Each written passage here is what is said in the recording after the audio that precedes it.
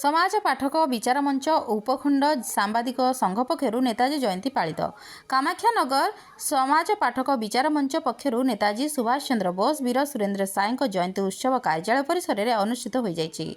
पाठक विचार मंचर आवाहक शुभमय नंद आवाहकत्व में अनुष्ठित कार्यक्रम में अवसर प्राप्त अध्यक्ष मेजर प्रभात कुमार दास जोगदे नेताजी जीवनी उपर आलोकपात कर वीर सुरेंद्र साय स्वाधीनता आंदोलन में रही भूमिका उपर सूचना प्रदान करथिले। नगरपाल नगरपाल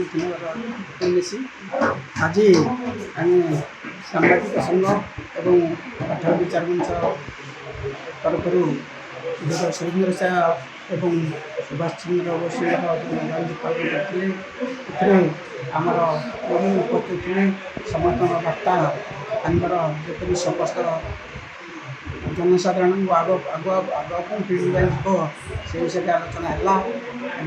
समस्त धन्यवाद दी आम सभा मेजर प्रभात दास कामाख्यानगर महाविद्यालय अवसर प्राप्त अध्यक्ष जड़े इतिहास अध्यापक थे। इतिहास सुभाष बोस को भारतर श्रेष्ठ संतान बोली ग्रहण कर तार कारण भारतर स्वाधीनता पाई युव अवस्था संग्राम कर चलते आईएएस पर चाकरी को परित्याग कर भारतर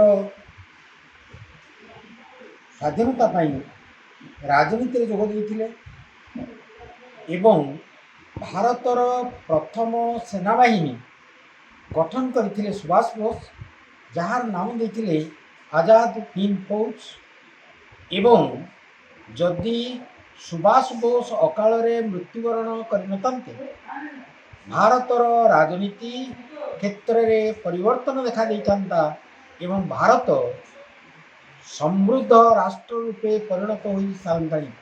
जो राजनीति व्यक्ति माने वर्तमान कहते we are under developed going to developed आमे से डेवलप्ड कंट्री पहुँची पारि था बोली मोर आशा।